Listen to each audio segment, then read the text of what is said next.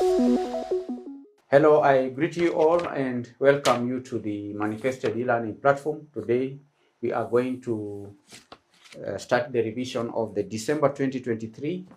The subject is auditing and assurance. This paper has 5 questions. Candidates were required to answer all questions. We will be answering a question at a time.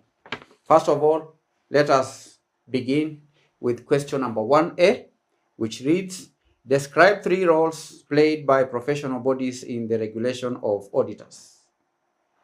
3 roles played by professional bodies in the regulation of auditors. That is question 1A. The first role played by professional bodies like the Institute of Certified Public Accountants or the International Federation of Accountants is setting auditing standards. The first role is setting auditing standards. That is one key role. Professional bodies like the International Federation of Accountants or even national accounting bodies like ISPAC, they issue guidelines like international standards on auditing that define best practices for conducting audits, and these standards ensure consistency and quality in audit engagement. So the first role is to set auditing standards. Enforcing ethical conduct. These bodies establish and enforce ethical codes that auditors must adhere to, and that promotes integrity and objectivity in their work, contributing to public trust in financial reporting and financial auditing. 3, conducting disciplinary proceedings. Professional bodies have the authority to investigate and discipline members who violate the established standards or ethical codes, and that ensures accountability and it maintains the profession's reputation.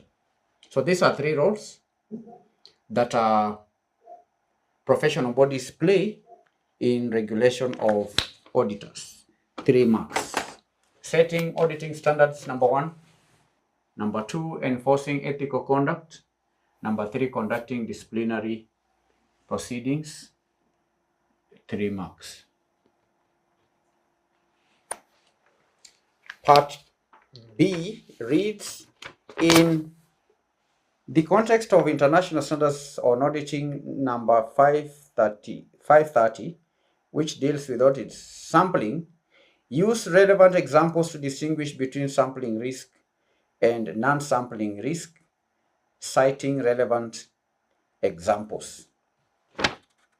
We're going to have the 2 in a table. Distinctions, the distinctions, we have sampling and non-sampling. Sampling and non-sampling. Non-sampling risk. This is sampling risk. What is the distinction between the 2? Now, when defining or distinguishing terms, you can distinguish best, first of all, on definition. If you define sampling risk and define non-sampling risk, that definition will bring out one distinction. So what is sampling risk? Now, sampling risk, candidates, is the risk that the auditor's conclusion based on the sample may be different. 1, it is the risk that the auditor's conclusion may be different from the sample. Do you understand? Sampling risk is the risk that the auditor's conclusion based on the sample may be different from the conclusion of the entire population, may be different from the conclusion of the entire population, may be different from the conclusion of the entire population. sampling risk. Do you understand? It is the risk, I repeat, that the auditor's conclusion based on a sample may be different from the conclusion if the entire population was subjected to the same audit procedure.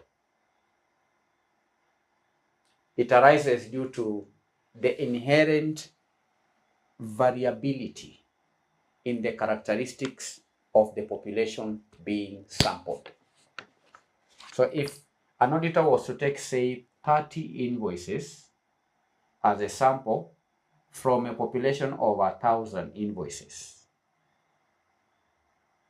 and the auditor concludes that out of the 30, after going through the 30 invoices, he does not find any error out of the 30, he may conclude that all the invoices, the 1,000 invoices, do not have any errors. So a sampling error arises where the auditor concludes that based on the sample, the conclusion based on the sample is accurate, but the sampling risk arises. The sampling risk arises if the entire population is subjected to the audit procedure is different from what the auditor concluded out of the sample of 30 invoices. That is the sampling risk. But the non-sampling risk, candidates, non-sampling risk, which is also referred to as non-sampling error, encompasses all other risks associated with the audit procedures. Encompasses, this is a risk that encompasses all other risks that arises from the entire audit process.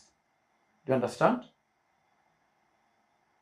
It encompasses all other risks associated with the entire audit process.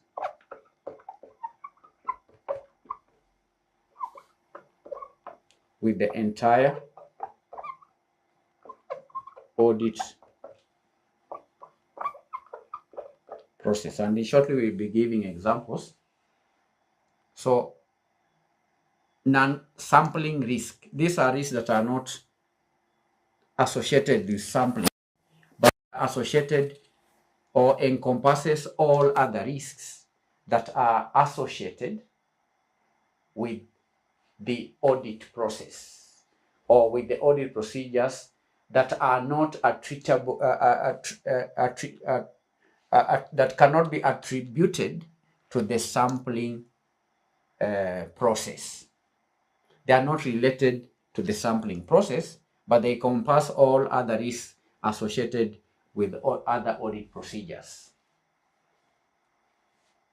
And it includes factors that may lead to errors or biases in the audit process, regardless of the sample size or selection. Even if the auditor was to check the whole population, non-sampling risks may still arise. So that is the first distinction. The second distinction between sampling risk and non-sampling risk is that sampling risk is specific to the sampling process. It is specific to the sampling process. Sampling risk is strictly associated with the sampling process, whereas non-sampling risk is broad and encompasses various factors unrelated to sampling. This one is unrelated. It is broad and it is unrelated to sampling. That is the nature of non-sampling risk. It is broad and unrelated to sampling. It is broad and encompasses various factors unrelated to sampling, affecting the reliability of the audit procedures. Another distinction between the two is that sampling risk arises due to inherent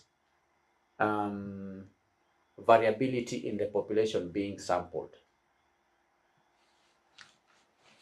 Arises due to inherent variability. Sampling risk arises due to the inherent variability in the population. Due to the inherent variability in the population.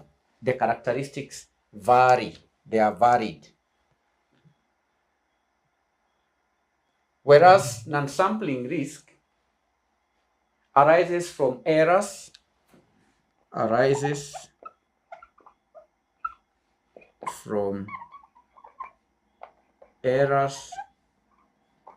it arises from biases, it arises from uncertainties. So non-sampling risk arises from errors, from biases, from uncertainties in the audit procedure or audit process. Do you understand?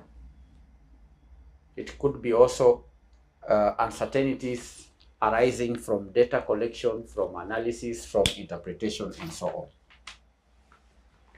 Now, the question required candidates also give some examples. So we're going to give a few examples of sampling risk and a few examples of non-sampling risk. Number 4.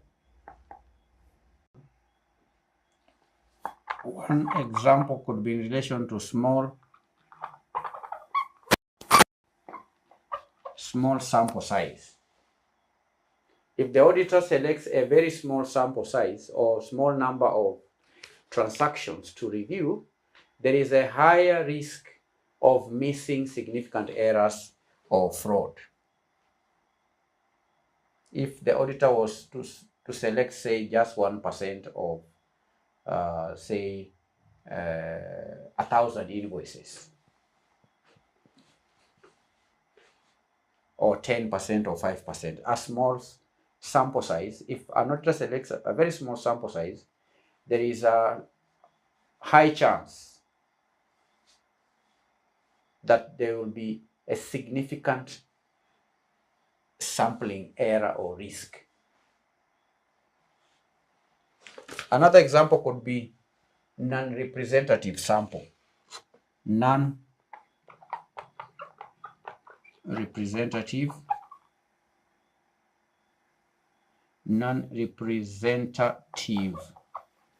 sample. Non-representative sample.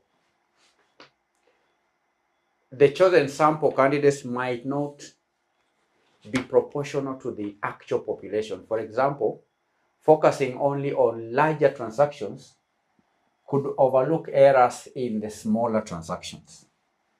If you are talking about invoices, an auditor only concentrating on invoices that range in millions of shillings and ignoring those that range in thousands.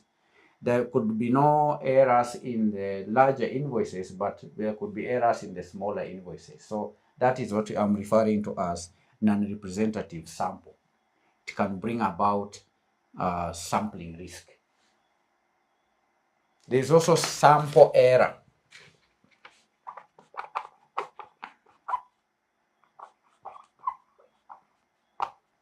Sample error. These are statistical fluctuations that can lead to situations where the sample results differ slightly from the true population values. So these are examples of sampling risks.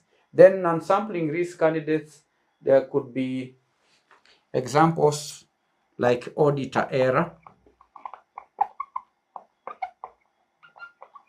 auditor error. These are mistakes made by the auditor during testing, such as miscalculations, overlooking red flags, or misinterpreting accounting standards. That is an example of an unsampling error. Inadequate procedures. Inadequate procedures. This means using inappropriate audit procedures that fail to detect existing and or misstatements, existing misstatements. Where an auditor uses inadequate procedures, that could be an example of non-sampling error, inadequate procedures. We may also have management bias. That means the possibility of management intentionally manipulating information or withholding crucial details from the auditor. We can cite other examples like model risks. That is, if the auditor uses flawed analytical tools or models to assess risks, that can lead to misleading conclusions. So those are some of the examples. You can cite more examples like the data processing errors and so on. So we've distinguished the two: sampling risk. One, we have number two. We've said that sampling risk is specific to the sampling process. Here we say that non-sampling risk is broad and unrelated to sampling. Number three, we have made a distinction here based on the cause. Number three, the first distinction is based on the definition. The second distinction is based on the nature. We said it is specific to the sampling process. Number three is distinction based on cause. What causes sampling error? What causes non-sampling risk? We say that sampling risk arises due to inherent variability in the population, whereas non-sampling risk arises from errors, biases, uncertainties in the audit procedures. So these are three distinctions. We've given examples. The question required candidates to cite examples, which you have done. That is question number 1B, Roman 1. B Roman 1, 4 marks. Then moving on to B Roman 2, highlight 3 strategies that an audit firm may use to control non-sampling risk, which we've defined here as a risk that encompasses all other risks associated with the entire audit process. We've said that it is unrelated to sampling. So one strategy to control non-sampling risk is to have proper audit planning and procedures. Proper audit planning and procedures. The auditor should put in place proper audit planning and procedures, conducting thorough risk assessments, understanding the client's business, and also designing appropriate audit procedures can help reduce the risk of non-sampling errors or even misinterpretations. So an auditor should begin by, first of all, understanding the client's business, conducting thorough risk assessments, and also designing proper audit planning and procedures that can minimize occurrences of non-audit errors or risks. Another strategy is competence. Competence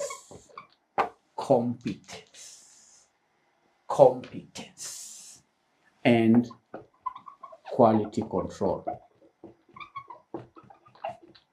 What do I mean by competence? Now, the audit should ensure that the audit team possesses the necessary skills and expertise for the engagement, and also implementing robust quality control procedures that can minimize mistakes, that can minimize omissions, and so on. So one way to avoid errors, non-sampling, these are errors. We saw here examples. Auditor error, inadequate procedures, management bias. These are causes. To avoid these errors, then the auditor should ensure that the audit team is properly equipped, competent enough, skilled to handle audit engagements. That will reduce or control sampling risks. The third strategy is audit supervision and review. Audit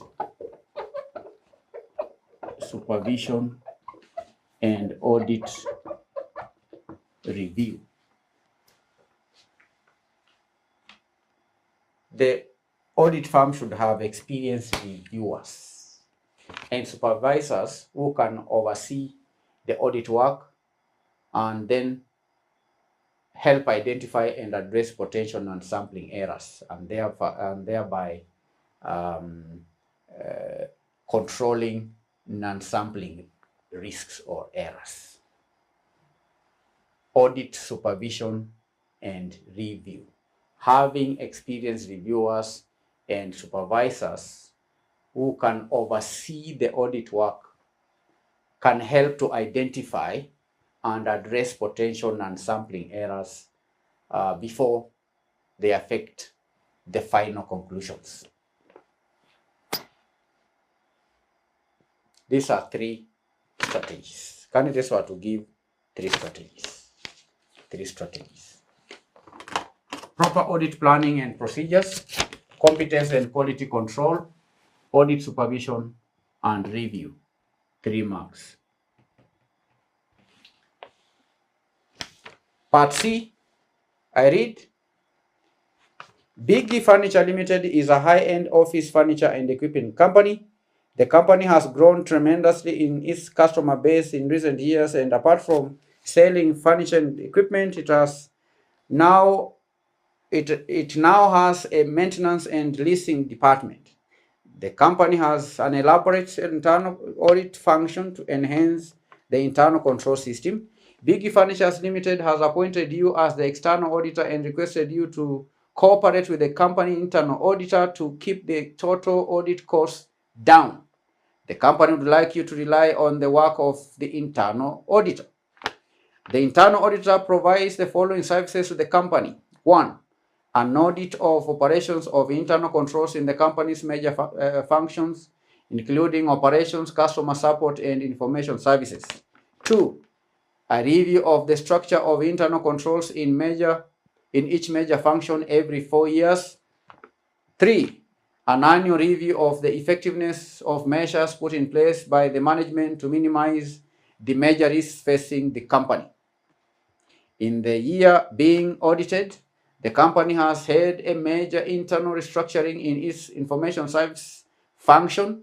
The internal auditor was closely involved in the preparation of the plan for the restructuring and in the related post-implementation review. Required.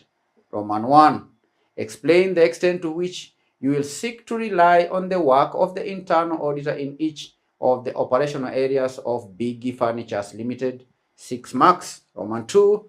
Describe 4 circumstances in which it would not be possible for an external auditor to rely on the work of the internal auditor. Describe 4 circumstances in which it would not be possible for an external auditor to rely on the work of the internal auditor.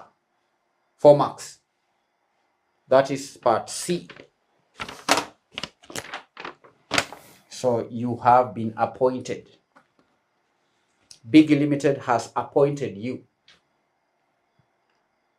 as the external auditor and requested you to cooperate with the company internal auditor to keep the total audit costs down.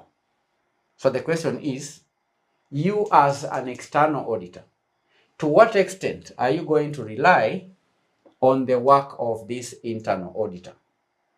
That is the question.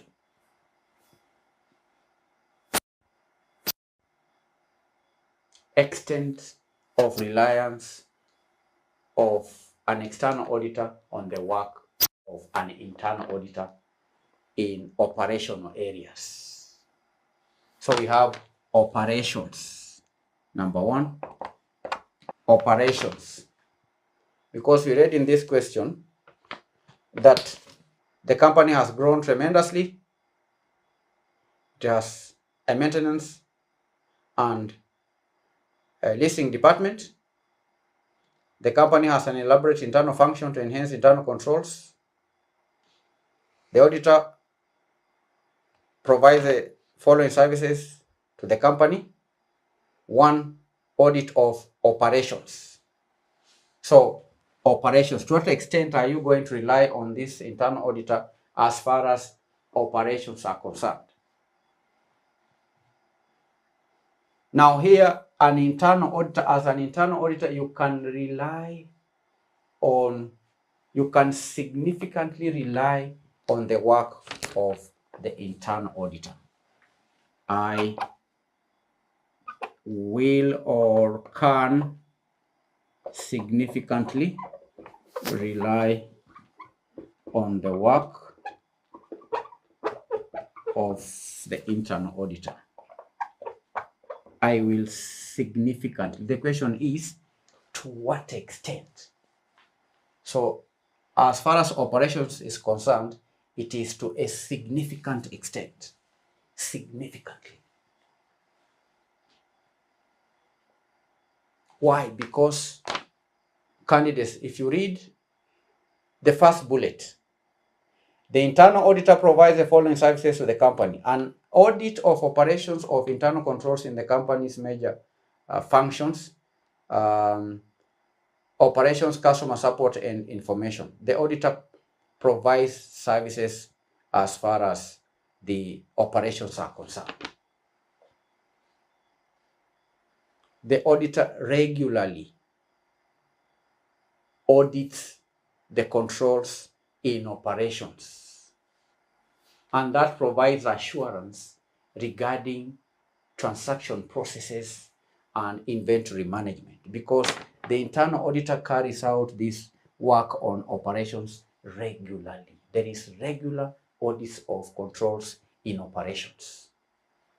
But be that as it may, as an auditor, I will perform additional procedures in areas that are considered high risk, such as cash handling and procurement. So I will significantly rely on the work of an internal auditor in operations, because the auditor performs regular audits and reviews of operations. However, I will not significantly rely on the internal auditor's work in high-risk areas like handling of cash. So that is operations. The question is, explain the extent to which you rely on the auditor in each of the operational areas. So one is operations, the other area is customer support. To what extent will I rely on the internal auditor's work as far as customer support is concerned? Customer support. What information do we have on customer support? There is an audit of operations in the company's customer support and information services. All right.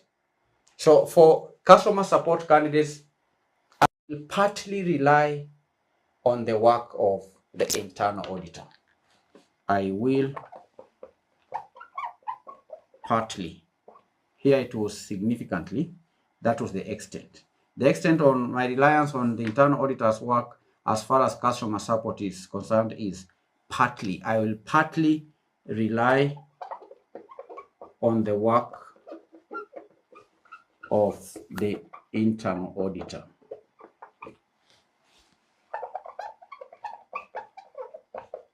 I'll partly rely on the work of the internal auditors reviews. Why? Because there hasn't been any recent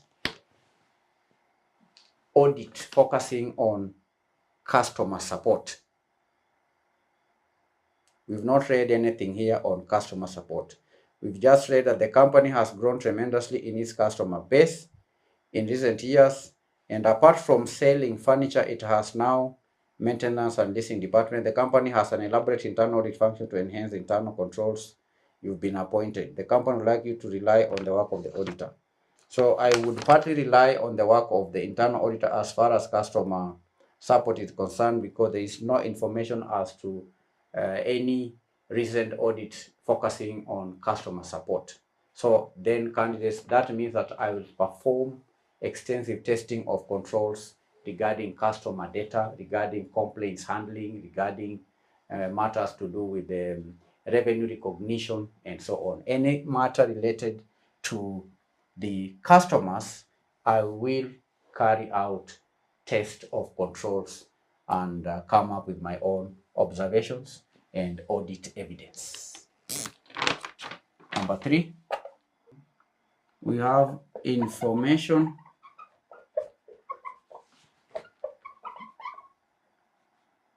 services. Information services. Here, candidates, I will not rely on the work of the internal auditor as far as information services is concerned. Why? Because we've read that there has been a restructuring. Due to the recent restructuring and internal auditors' involvement, because the internal auditor has been involved in restructuring. Because of the recent restructuring and the internal auditor's involvement in the restructuring, I'll have limited reliance on the internal auditor's work.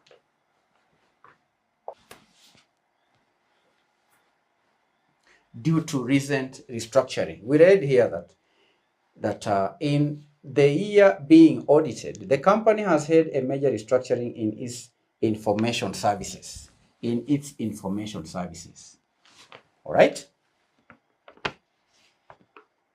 The internal auditor was closely involved in the preparation of the plan for restructuring and in the related post-implementation review. As an internal auditor, I cannot rely on the internal auditor's work as far as information services is concerned, because he's the one who has been involved in the restructuring process. He's been closely involved.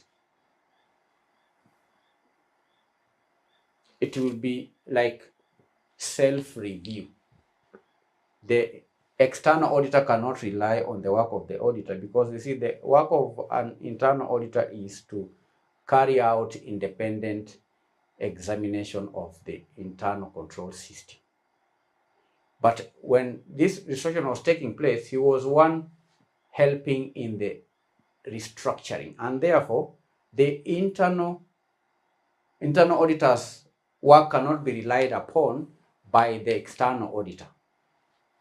And therefore, as an external auditor, I'll need to perform my own comprehensive independent procedures to assess the effectiveness of the new controls, and also address any potential risks arising from the restructuring. Do you understand? The question read, to what extent will the external auditor rely on the work of an internal auditor? And there were 3 areas. One is operations.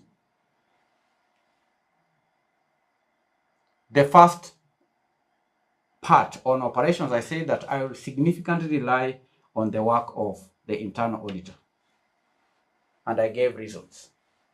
Because the auditor regularly reviews this area of operations. The second area is customer support. I said I will partly rely on the work of the internal auditor, and I gave reasons. Partly, because there is no information to show that there is any work that the auditor has been doing on customer support as opposed to operations. In note number 3, information services. The internal auditor was involved in the restructuring process, and therefore, as an external auditor, I'll have limited reliance. So candidates, you are here in this question describing the levels of reliance. The question read, extent of reliance. To what extent will the external auditor rely on the work of the internal auditor? The first part is significant reliance. Number 2, partly reliance. Then lastly, limited reliance, and I've cited the reasons. So that will earn how many marks? The marks are 6 marks. 6 marks. 2 marks. 2 marks. 2 marks. Total 6 marks. The last part of this question reads, describe 4 circumstances in which it would not be possible for an external auditor to rely on the work of the internal auditor. What may limit an external auditor from relying on the work of an internal auditor? 1 is lack of independence.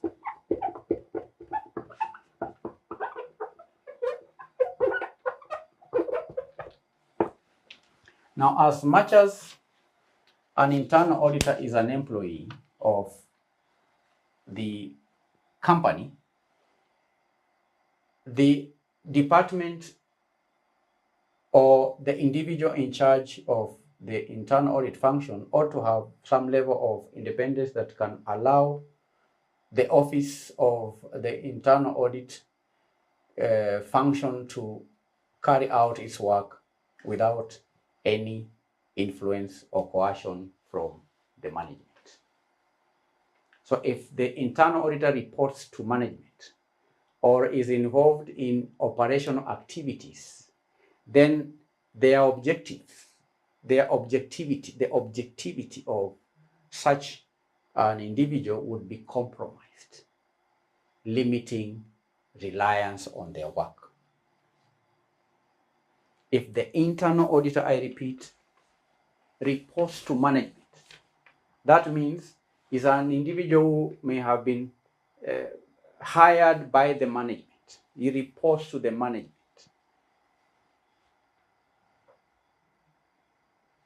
Or is involved in operational activities.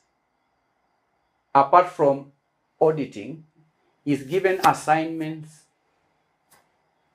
like accounting functions or responsibilities, then such an internal auditor cannot be independent. Such a person lacks independence, and he cannot be objective in his work, meaning that his objectivity could be compromised, leading to limited reliance. So this is one circumstance where an internal auditor lacks independence, then there can only be limited reliance on his work by the external auditor.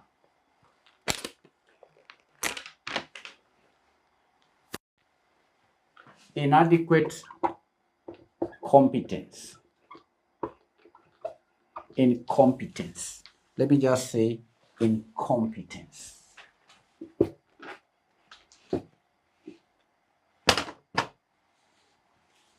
Incompetence. meaning not competent. If the internal audit team lacks sufficient skills or experience, then their work may not meet professional standards, necessitating independent procedures. If you are an auditor, an external auditor of a firm where the internal audit team is not competent, meaning it lacks the necessary skills and expertise, then do not rely on the work. 3, insufficient documentation. Insufficient documentation. Insufficient documentation. If internal audit work lacks proper documentation or supporting evidence, then its reliability cannot be verified. And therefore,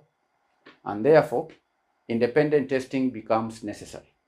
So if you work for or you audit a firm whose internal audit department does not have sufficient documentation, then do not rely on the work of that department. You would rather have your own independent testing. 4, significant risks that have been identified. If the external auditor identifies major risks, particularly in areas of internal controls, right, or areas not recently reviewed by the internal audit, then independent procedures are crucial for obtaining sufficient audit evidence. So these are 4 circumstances in which it would not be possible for an external auditor to rely on the work of the internal auditor. 1, lack of independence. 2, lack of skills. 3, insufficient documentation. 4, significant identified risks. 4 marks. 4 marks. So we have 10 marks. 4 plus 6 plus 3 plus 4 plus 3 adds to 20 marks. And that brings the lesson to an end. We've answered question 1 from the December 2023 sitting. In our next session, we are going to answer question 2. Thank you for attending the lesson. God bless you.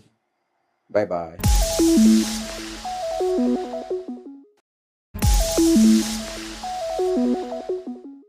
Hello everyone and welcome to the lesson. Today we are going to start revising the leadership and management paper that was done in December 2023 by CPA, CFA and CCP advanced level candidates. The paper has 5 questions. Candidates were required to answer all questions. The first question is a case study titled Mwananchi Wood and Roofing Products Limited, which carry 40 marks. Then question 2 up to question 5 carry 15 marks each. In our today's lesson, going to answer the case study first. Then in our next lesson, we are going to answer question number 2. So each session will be answering a question at a time. I will read the case study, then we will analyze it, then answer the 5 questions, A, B, C, D, E, F. The case study is titled Mwananchi Wood and Roofing Products Limited, MWRPL. First paragraph reads, Mwananchi Wood and Roofing Products Limited, MWRPL, started its operations in the year 2011 as a partnership business run by Peter and Patrick. Both partners were accomplished entrepreneurs and were officials of the County Chamber of Commerce, which greatly assisted its members in generating business ideas. The partnership converted into a private company in the year 2015 as a result of a significant business growth. Peter and Patrick were the first directors of MWRPL. When the partnership converted into a private company, the directors moved their head office from Ngaru, a small town in Nyandarua County, to Nairobi County.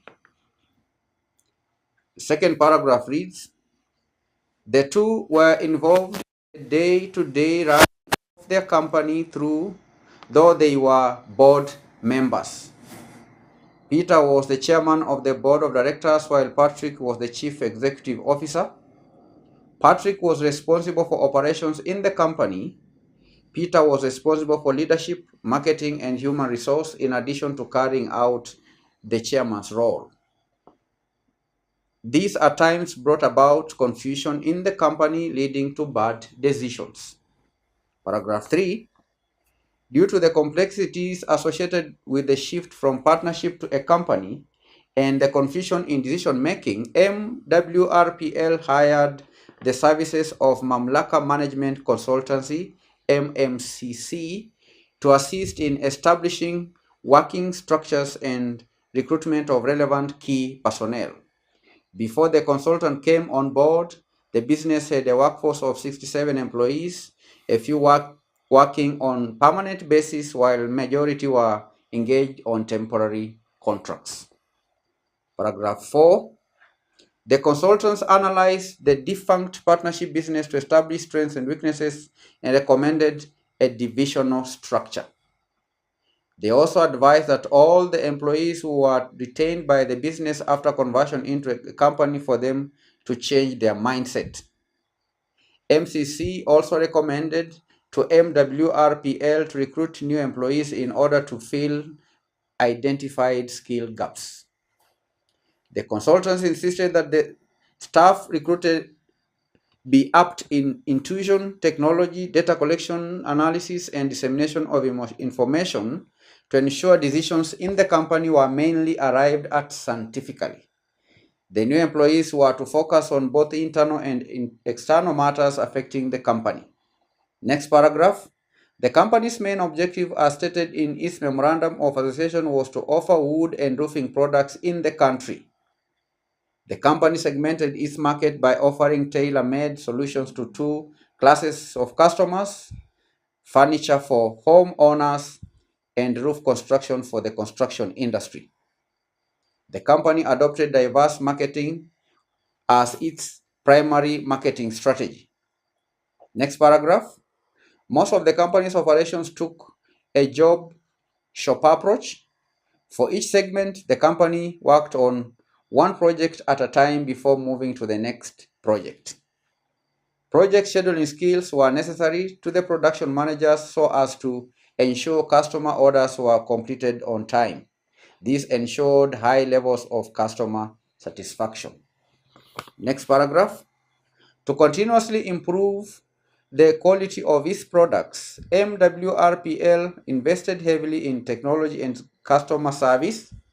A slogan was devised and circulated: think and delight the customer. That was a slogan: think and delight the customer. Improved quality of its products and services has resulted into lowering of the production cost. As compared to the competitors, the market now prefers MWRPL's products due to quality and affordability. Next paragraph. The company diversified its services to capture new customers and markets. In year 2021, and after carrying out an environmental analysis, MWRPL noted an opportunity through its research and marketing department and included solar appliances in its products offering. This targeted low-income earners in rural areas who are not connected to national electricity power grid. The last paragraph reads, by mid-2022, the demand for the wood products and roofing services had exponentially expanded, with the company's clientele being spread in all the 47 countries in the country. The company has since expanded its operations and services and has opened branches in all East African countries. The company has future plans of opening branches in West African countries. Required A, explain why the following are important to the company. Roman 1, internal analysis. Roman 2, external analysis. B, the County Chamber of Commerce assisted its members in generating ideas. Discuss 5 techniques that could have been used by the members to generate business ideas. 10 marks. C, analyze 5 characteristics of organizational structure recommended by Mamlaka Management Consultancy. 5 marks. D, despite being board members, Peter and Patrick were involved in the day-to-day running of their company, leading to bad decisions. With reference to the above statement, analyze 4 inhibitors to effective decision making. 8 marks. E, MWRPL adopted reverse marketing as its primary marketing. Propose to the company 7 strategies that they could use while developing a diverse marketing campaign. 7 marks. F, MWRPL's production managers were expected to possess project scheduling skills in order for them to be effective. Highlight 6 contents they could have included in their project schedules. 6 marks, total 40 marks. So candidates, you are first going to answer the first part of this question, part A, which reads, explain why the following are important to MWRPL. Roman 1, internal analysis. Roman 2, external analysis. What is the importance of internal analysis? Now, the purpose for conducting internal analysis, or the way to conduct internal analysis, is to evaluate or gauge the strengths and weaknesses of a company. Strengths and weaknesses. An internal analysis helps the analyzer to understand the internal strengths, which include skilled workforce, strong customer satisfaction. Those are 2 examples of strength. There are also weaknesses, like in this company, there was a weakness on confusing decision-making process. That is a weakness. All right. There could also be other weaknesses, like having poor infrastructure, outdated assets, and so on. So the purpose for carrying an internal analysis is in order to understand strengths and weaknesses. That is one reason why internal analysis is conducted, to understand the company's strengths and weaknesses, so that the company can leverage its strengths and address weaknesses to improve efficiency and growth. So the purpose for conducting internal analysis is to identify the strengths that the company has, so that the company can leverage on its strengths. And internal analysis is also conducted to identify the weaknesses the company has, so that strategies can be put in place to mitigate these weaknesses, to address the weaknesses in order to improve efficiency and growth. That's the one reason for conducting internal analysis. Another reason is to effectively allocate resources. Effective resource allocation. Identifying internal resources and capabilities can help a company like this one, MWRPL, to allocate resources like technology, like talent, effectively, in order to support the current and future expansion plans.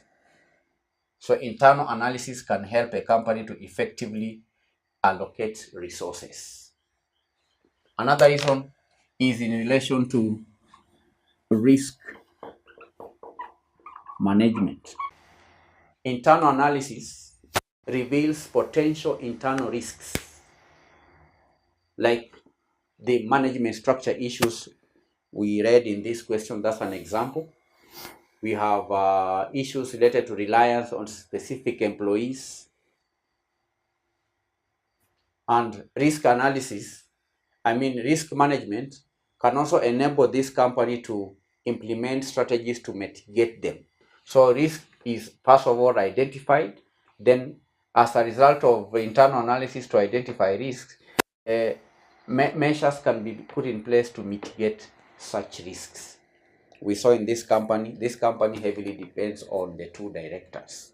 We saw the directors of the company are also engaged in the day-to-day operations of the business. That is risky, because in the event the director is not present, the company may not operate effectively. So it is risky. Reliance on specific employees, as is in the case of this company, is risky. So an internal analysis can help identify such risks, and then measures are put in place to mitigate, or strategies can be implemented to mitigate the risks. So these are three reasons for conducting internal analysis. How about external analysis? What is the importance of external analysis? That is the second part of the question. Now, external analysis is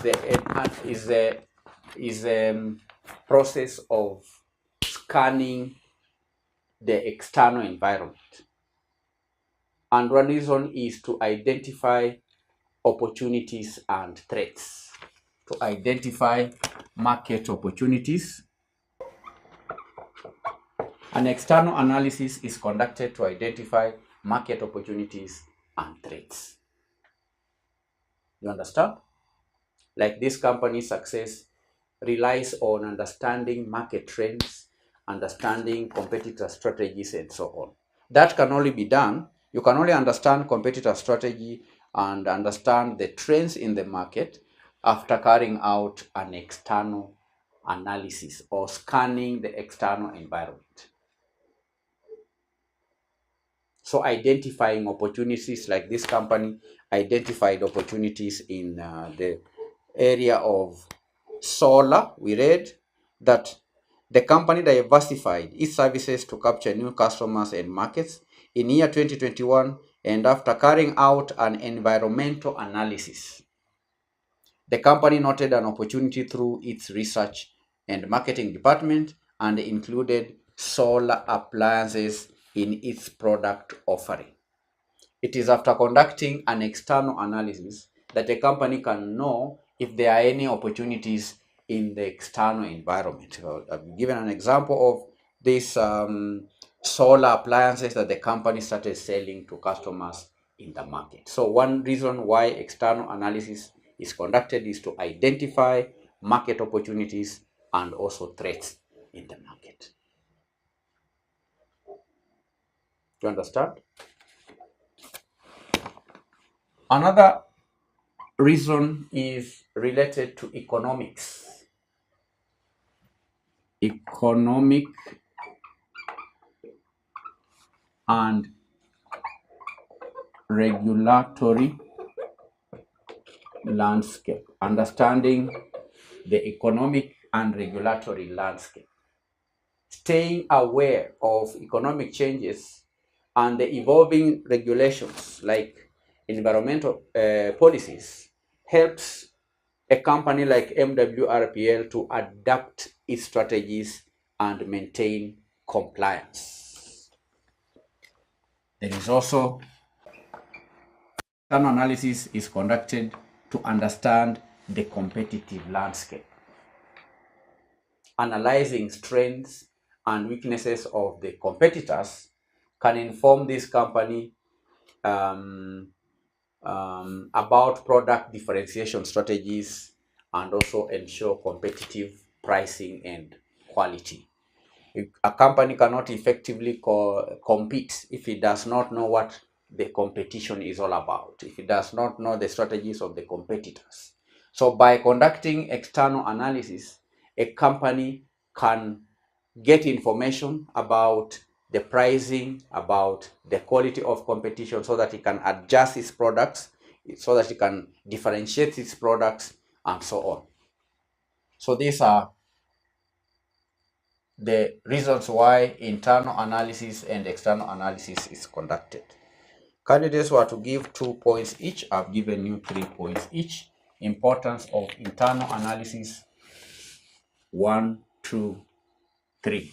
External analysis, 1, 2, 3. That is part A. Part B reads, the County Chamber of Commerce assisted its members in generating business ideas. Discuss 5 techniques that could have been used by the members to generate business ideas. Business generation ideas. Business idea generation techniques. What are the techniques that can be used to generate ideas, business ideas? The first technique is brainstorming. Ideas can be generated through brainstorming. This is the free-flowing collaborative sessions to generate a large pool of ideas from members from diverse backgrounds.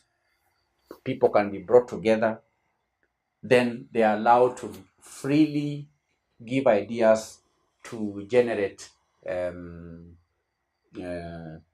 that may be used to maybe come up with new ways of doing things, to innovate, to create, and so on. So brainstorming is a technique that can be used to generate business ideas. The second technique, SWOT analysis. Now, SWOT analysis is a technique that has been used by many companies to generate ideas. SWOT stands for strengths, S stands for strengths, W weaknesses, O opportunities, and T threats. Identifying strengths, weaknesses, opportunities, and threats can help come up or determine or identify business gaps. When a company's strengths and weaknesses are analyzed or identified, then through the process of analyzing the strengths and weaknesses and also opportunities and threats, a company can identify gaps. There could be gaps within the company or gaps in the market. And it is through the identification of gaps that business ideas can be generated. So SWOT analysis is a technique that can be used to generate business ideas. 3, trend analysis. This means researching emerging trends in technology, trends in consumer preferences, and also the environment in order to identify any future market needs. By studying history, by studying the trend, one can be able to tell the future needs and then get ideas on how to generate services or goods to meet the future needs. So trend analysis is yet another technique that can be used to generate business ideas. Benchmarking. That means studying successful business models in similar industries in order to adapt and apply those strategies in the business. So ideas can be generated by studying competition, by studying similar businesses in the market. So benchmarking is yet another technique. Ideas can also be generated from customer feedback, because goods candidates like this company provides roofing materials, provides solar panels, We've seen that this company also deals in various products, offers various products to the market. By getting feedback from the customers, the business can get ideas, and that can be done by conducting customer surveys, focus groups, in order to understand customer needs, to understand customers' desires, and also identify unmet needs for potential business development. Because goods and services are developed to satisfy customers.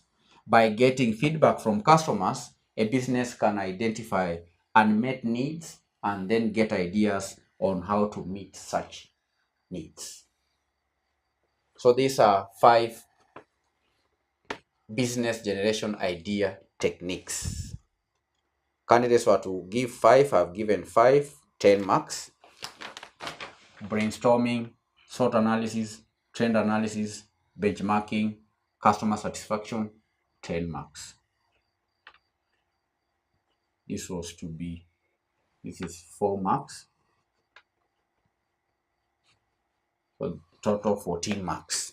We are moving on until we score the 40 marks. Part C reads, analyze 5 characteristics of the organization structure recommended by Mamlaka Management Consultancy. Now, the company engaged the services of a consultancy firm. In paragraph number 3, I read, due to the complexities associated with the shift from partnership to a company and the confusion in decision making, MWRPL hired the services of Mamlaka Management Consultancy to assist in establishing working structures and recruitment of relevant key personnel. Before the consultancy came on board, the business had a workforce of 67 employees and few working on permanent basis, while majority were engaged on temporary contracts. The consultants analyzed the defunct partnership business to establish strengths and weaknesses and recommended a divisional structure. And recommended what? A divisional structure. So the question here is, part C, analyze 5 characteristics of the organization structure recommended by Mamlaka Management Consultancy. So the question required candidates to analyze characteristics of the structure that was recommended by Mamlaka Management Consultancy in paragraph number 4, which is the divisional structure. That is the question. What are the characteristics of the divisional structure? Divisional is derived from the word division. And the reason why this consultancy firm recommended a divisional structure is so that the company can improve organizational efficiency, facilitate focused decision making, and enhance customer satisfaction.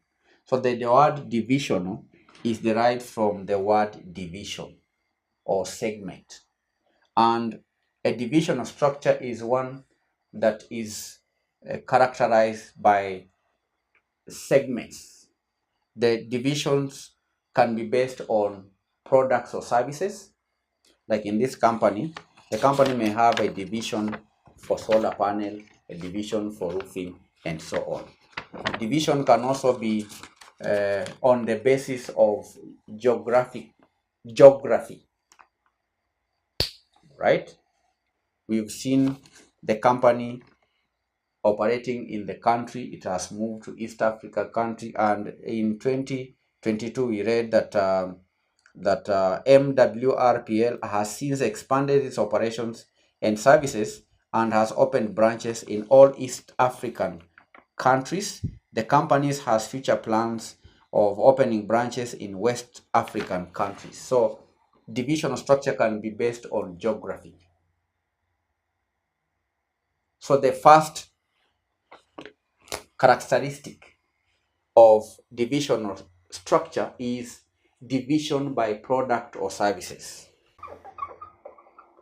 So division can be based on product or services.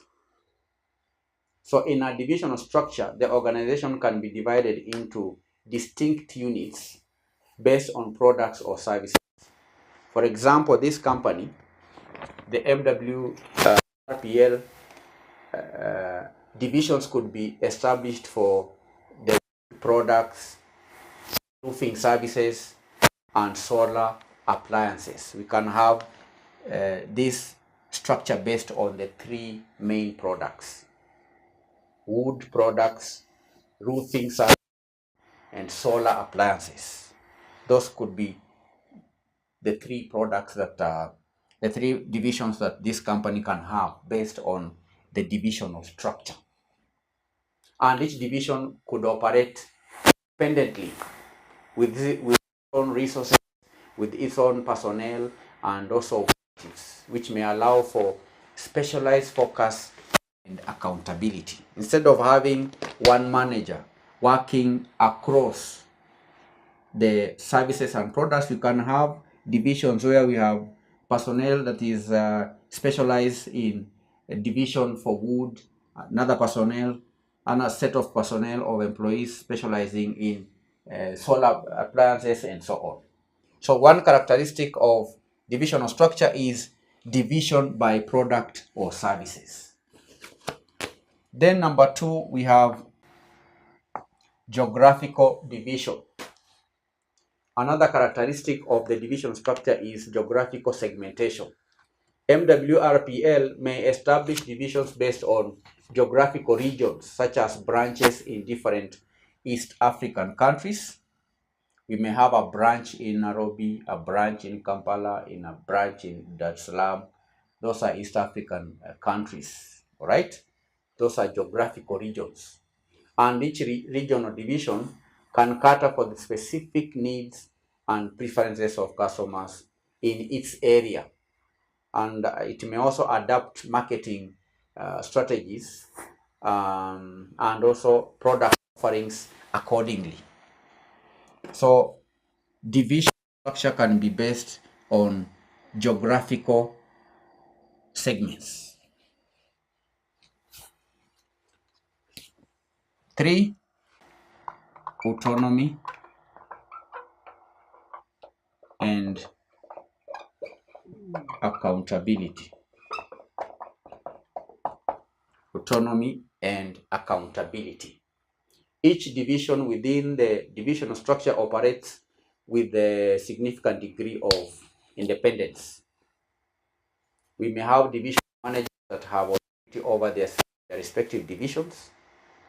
They may have authority over the operations of the divisions, including decision making related to resource allocation, production, customer service, and so on. And this independence candidates fosters faster response times. It may also foster innovation. It may foster accountability for divisional performance. That's the second characteristic of divisional structure. 4, customer focus. Another characteristic is in relation to the customers. Divisional structure emphasizes customer centricity. Emphasizes customer centricity. The customer is the center. It emphasizes customer centricity by aligning divisions with specific customer segments or needs. For example, MWRPL Wood Products Division may focus on serving furniture needs for homeowners, while the Roofing Services Division can cater to the construction industry. And such alignment candidates enables divisions to tailor their products and services to meet the specific requirements of their target customers, thereby enhancing customer satisfaction. That's what we are calling customer centricity. 5. Efficient resource allocation is a feature of a divisional organizational structure. The divisional organizational structure facilitates efficient resource allocation by decentralizing decision-making authority to divisional managers, and each division manager allocates resources independently, including budget, personnel, equipment, and so on, based on its specific requirements, specific objectives, and so on. And such decentralization candidates allows for more agile response to market changes and ensures that resources are allocated optimally to maximize divisional performance. So these are 5 characteristics of divisional structure that was recommended by Mamlaka Consultancy Firm, Mamlaka Management Consultancy. 1, divisional structure is characterized by division by products or services. It is also characterized by geographical division. Number 3, it has autonomy. Number 4, we have customer focus. Then lastly, efficient resource allocation. How many marks? These are 5 marks.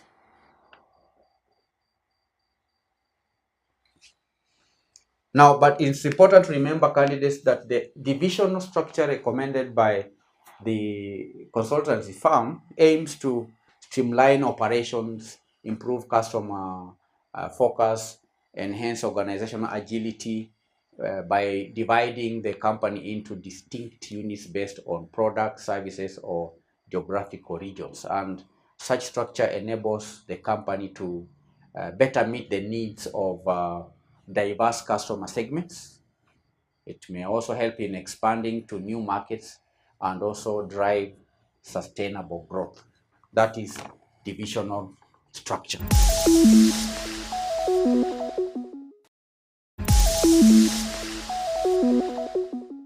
Part D reads, despite being board members, Peter and Patrick were involved in the day-to-day running of their company, leading to bad decisions.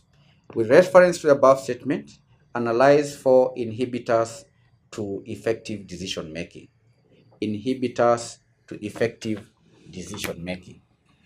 What inhibits effective decision making?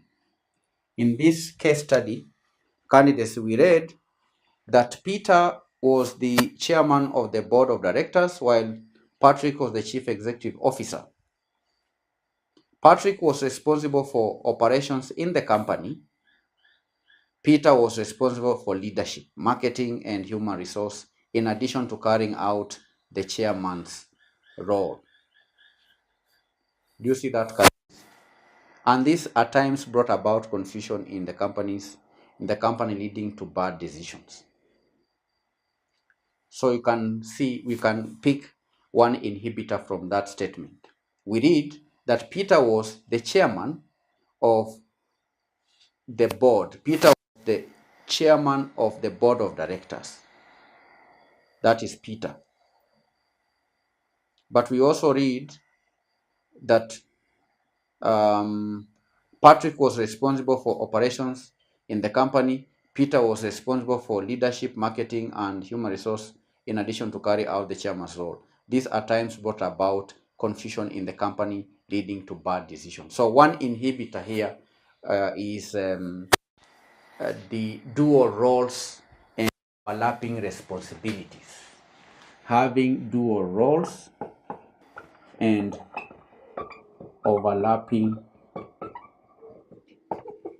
responsibilities. This can inhibit effective decision making. And we see the dual roles in this company brought about confusion. We read that these at times brought about confusion in the company, leading to bad decisions. This dual roles candidates can bring about conflicting decisions, which can be confusing to the employees. 2, lack of clear decision-making process. In the absence of clear decision-making process, that's where you have ineffective decisions being made. Lack of clear decision-making process. Without a defined process for information gathering, analysis, and also deliberation, decisions might be impulsive or biased, leading to negative outcomes. So there ought to be clear decision-making process. What is the procedure for gathering information? What is the procedure for disseminating information? What is the procedure for analyzing information? There have to be clear decision-making process. If there is no clear decision-making process, then that in itself is an inhibitor to effective decision-making. Limited data that can lead to limited analysis. Limited data and analysis. The dependence on intuition instead of data-driven insights could result in decisions based on incomplete and inaccurate information, which may neglect crucial factors. We read in this question something on intuition, where the MCC recommended to MWRPL to recruit new employees in order to fill identified skill gaps. The consultants insisted that the staff recruited be apt in intuition. Now, whereas intuition may have its own advantages, it's not sufficient to fully rely on intuition in decision making. It's important to have data-driven insights. So there has to be balance. As much as intuition may have its own advantages, having limited data and limited data analysis can inhibit effective decision making.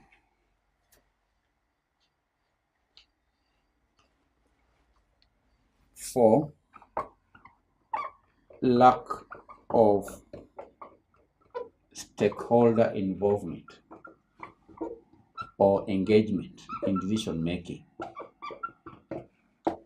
Now, stakeholders in a business setup would include employees, lenders, customers, the management, the shareholders, and anyone who interacts with the company. Those are stakeholders, the government, regulators, and so on. So excluding key stakeholders like employees, customers, or shareholders from decision-making process can overlook valuable perspectives and potentially lead to sometimes resentment or resistance. So lack of stakeholder involvement can be an inhibitor to effective decision making. So we've answered that part of the question. That is part D. With reference to the above statement, analyze 4 inhibitors. There are many more inhibitors. Candidates were required to give 4. 1,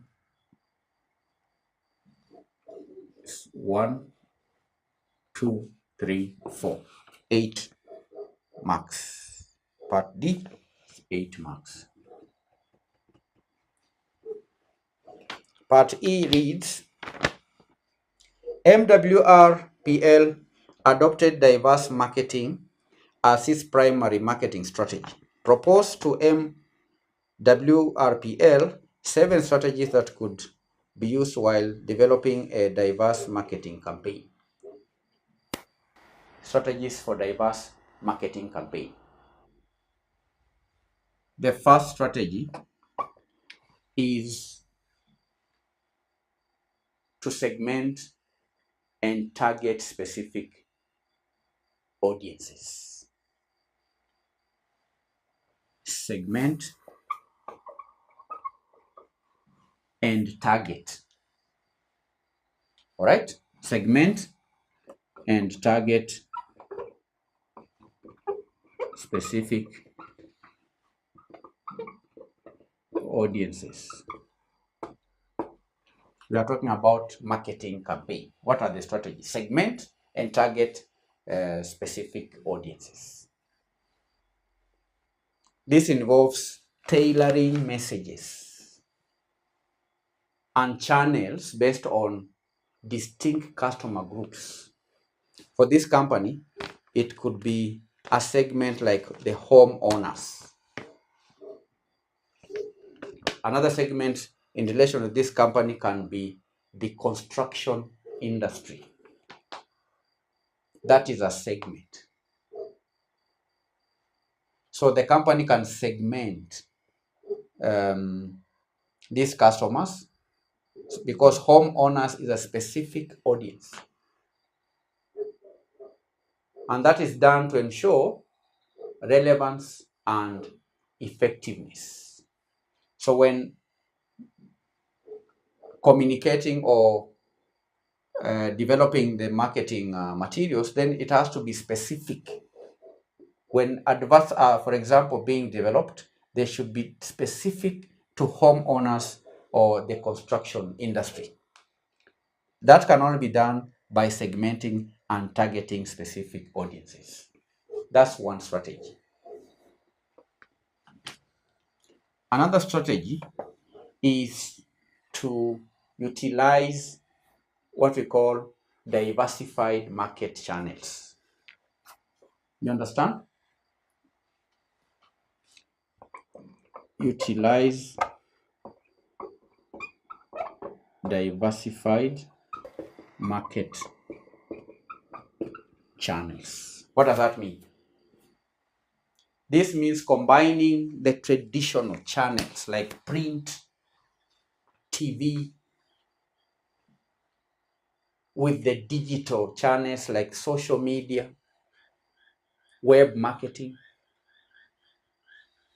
and other innovative tools like experiential campaigns in order to reach wider audiences. The third strategy is engaging in what we call cross-cultural marketing. The company can engage in cross-cultural marketing by creating valuable content like blog posts, infographics, videos, with the purpose of educating and engaging potential customers while establishing what we call brand expertise. 4, implement influencer marketing. Implement influencer marketing. The company can partner with relevant influencers in each region to reach specific audiences and build brand trust. There are many influencers in the world. It could be politicians, it could be entertainers, it could be opinion leaders, it could be people who are respected in the society. So the company can partner with such influencers in marketing the company's products. Can use influencers to market the company's products. Implement influencer marketing.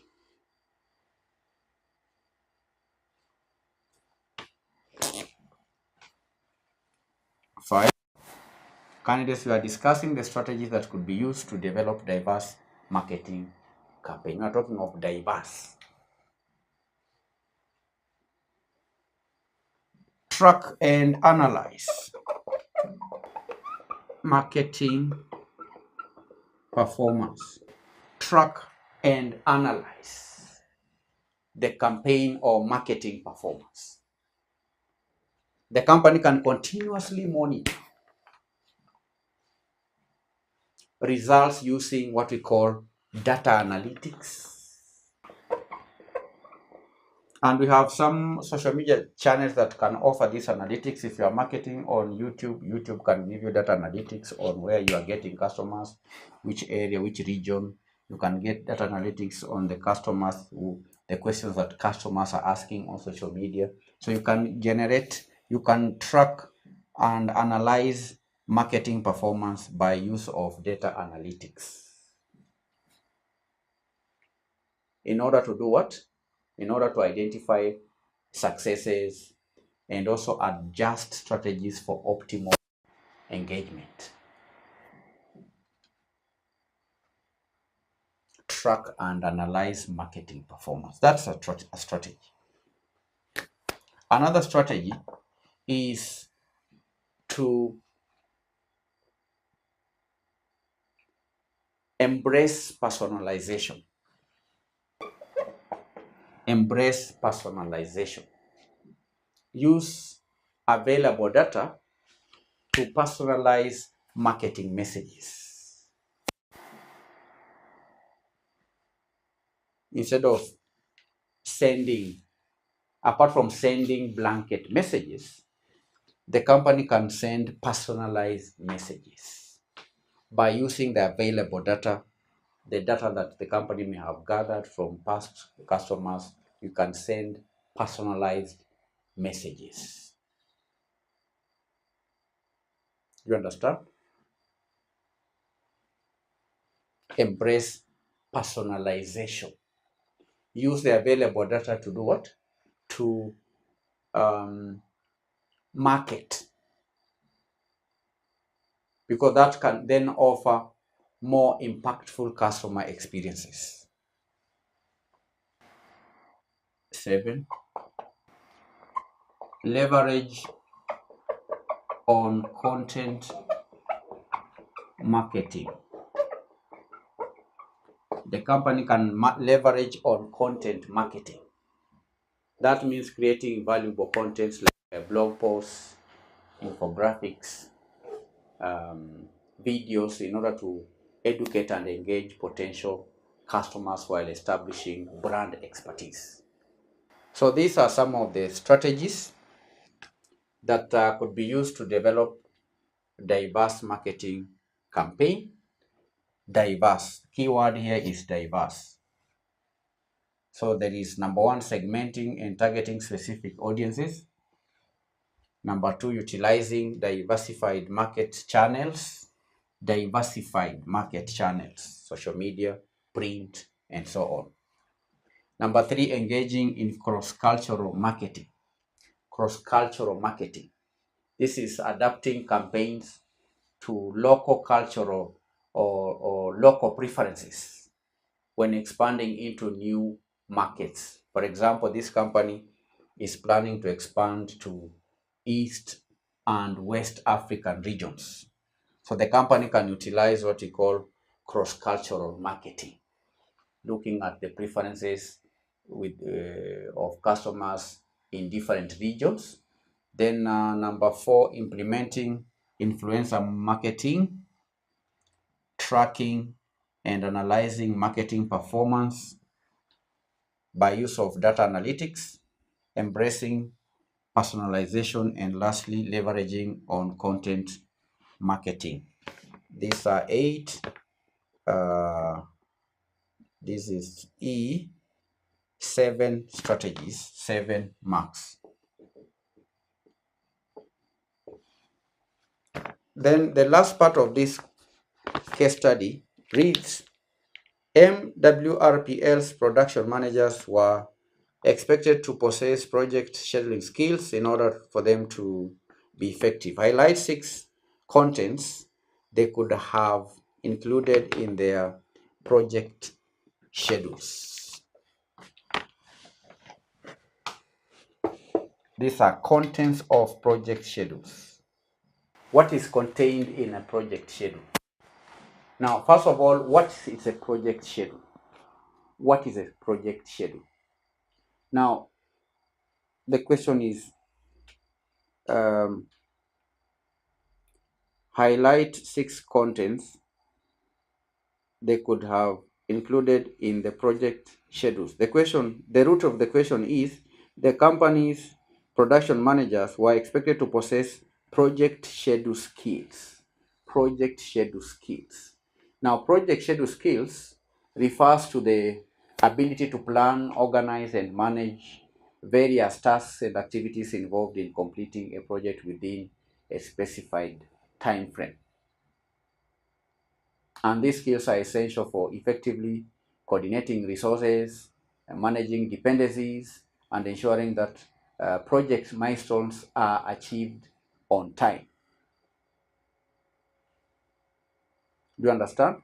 That's the meaning of project schedule skills. But the question is, highlight 6 contents they could have included in their project schedules.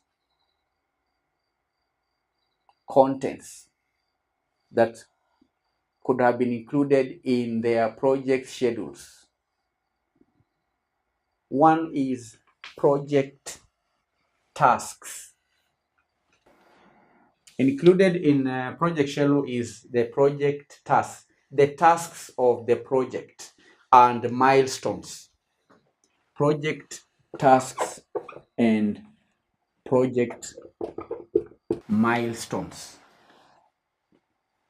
That is one content.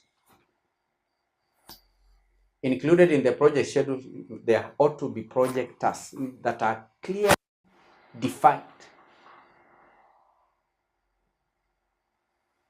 And one skill here is being able to clearly defining all tasks involved in each project, along with the key milestones and deadlines to ensure timely completion. That is one of the skills that a project manager must possess. Resource allocation, number 2. Resource allocation. Resource allocation is yet another content. Identifying and assigning necessary resources like materials, like personnel, to each task based on skill sets and availability. 3,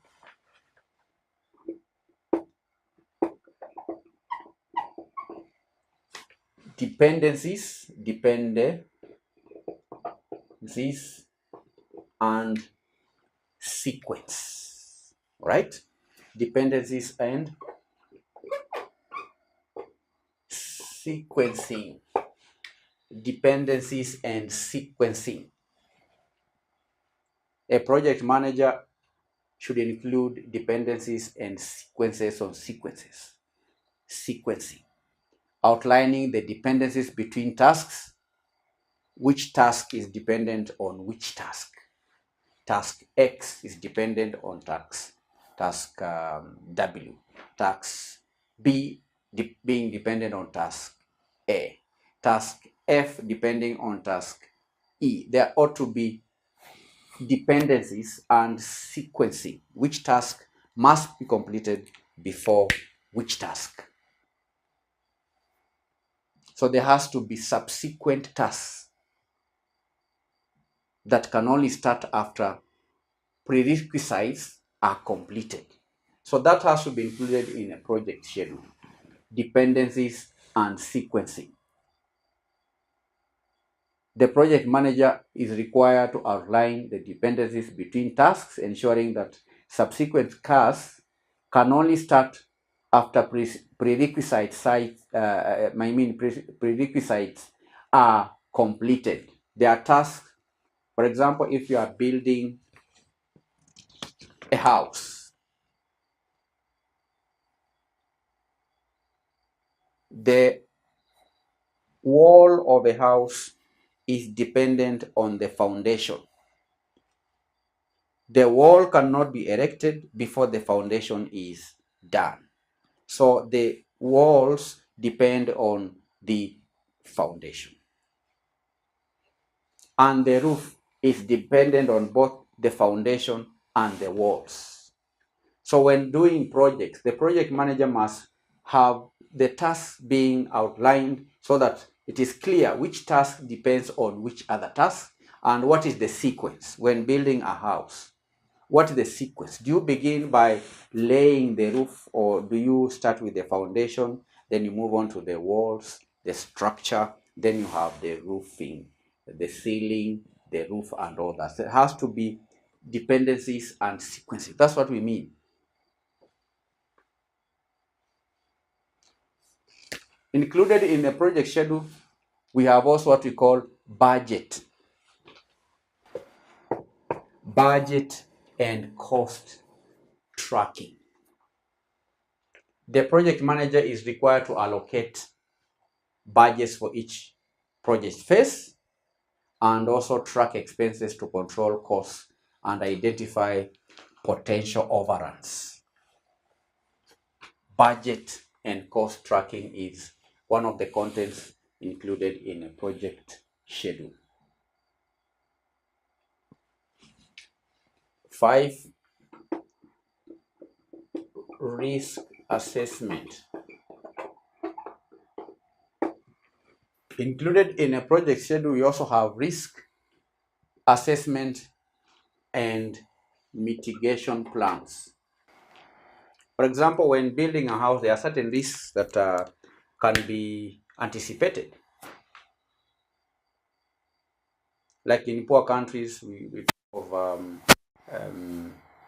burglary or vandalism. We have had projects being vandalized before completion. So that's a risk. So within the project schedule, the project manager should outline the potential risks, then put in place mitigation plans.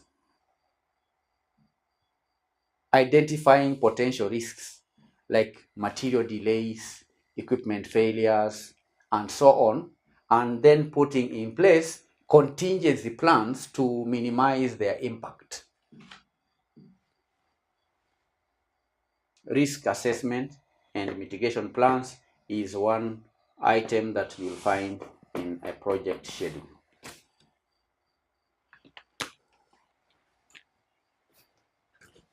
Six, communication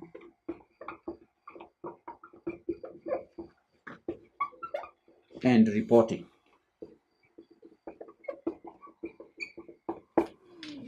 Communication and reporting.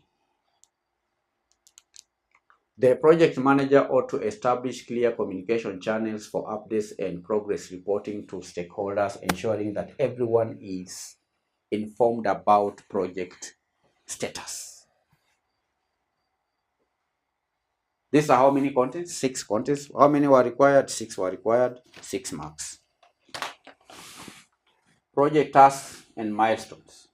Resource allocation. Dependencies and sequencing. Budget and cost tracking. Risk assessment and mitigation plans. Communication and reporting. 6 marks. So we have 6 marks plus 7 marks plus 8 marks plus 5 marks plus 10 marks plus 4 marks, total 40 marks for the case study that was tested in December 2023, leadership and management. The paper was done by CPA, CIFA, and CCP advanced level candidates. We've done the case study for 2023. We did the one for 2023 August. This one is 2023 December. We did the case study for 2023 August, 2023 April. We also did the case study for 2022 December, again August 2022. We've done the one for April 2022. We went back again to do the case study. Was tested in 2021. We did the December one, the August, the pilot, the one in May. We did the one for 2020. In 2020, remember, there was COVID. There was only one exam that was done. We did the case study for that sitting and many other case studies. So make sure you attempt the case studies on your own, then you can check the answers from our video lectures. This is just question 1 of the December 2023 sitting. In our subsequent lesson, we are going to answer question 2, question 3, 4 until we do the last question, which is question number 5. If you have any question, please feel free to send in your queries and all questions will be answered. Bye-bye.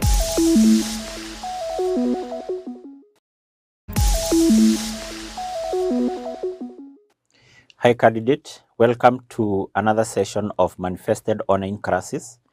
So in this session, I want us to continue with the topic of a public sector accounting standards, and specifically I want us to look on IPSAS 24, which governs the presentation of budget information in the financial statement. So when we are looking on the first or basically when we're looking on IPSAS 1, we say that public sector entities are required to prepare or basically present their financial statement. And we said a complete set of the financial statements prepared by public sector entities comprise of 6 items. And one of those particular items is a statement of comparison of budget and actual information. And that is specifically what I want us we cover here, because IPSAS 24 prescribes the manner in which now that particular statement of a comparison of a budget and actual amount should be prepared by the public sector entities. And therefore, IPSAS 2024 requires public sector entities at the end of each year, when preparing the financial statement, they need to prepare something called a statement showing a comparison of the budget figures and the actual amount. Now, the aim or basically the main objective of this particular standard here is to enhance accountability and transparency by public sector entities by demonstrating compliance with what referred as the budget, because all public sector entities at the start of each financial year, they are expected to prepare what? Budget. Be it the national government, be it the county government, be it a parastatal, such public sector entities must prepare financial statement, and therefore they must demonstrate compliance with those particular budgets which have already been been prepared. And therefore, at the end of the year, you're saying that a statement has to be prepared to show a comparison between the budget amount and actual figure. So therefore, we can say that IPSAS 24 IPSAS 24 prescribes the manner, or prescribes the manner, that is the manner in which the statement of comparison of budget and actual